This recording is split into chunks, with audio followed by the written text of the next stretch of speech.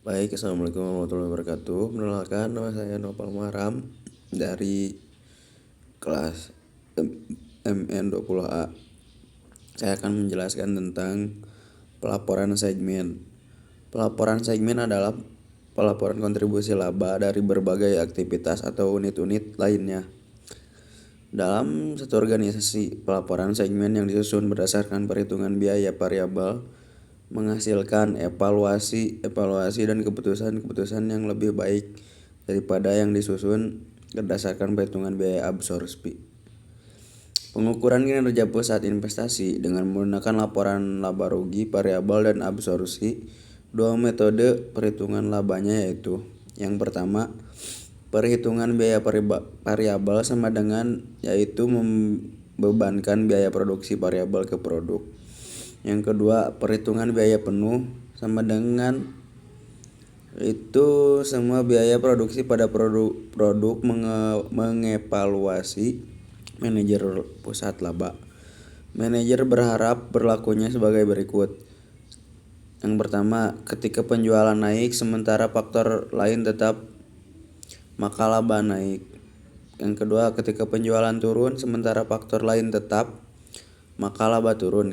Ketiga, ketika penjualan tetap sementara faktor lain tetap, maka laba tetap. Beban dalam laporan L atau R segmen. Yang pertama, beban tetap berlangsung ialah beban tetap yang secara langsung dapat ditelusuri ke segmen, di mana beban ini akan hilang jika segmen ditutup.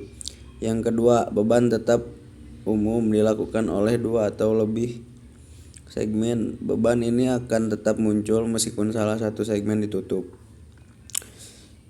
Evaluasi pusat investasi. Pusat investasi adalah pusat pertanggungjawaban yang hasil kerjanya diukur berdasarkan laba dan jumlah investasinya.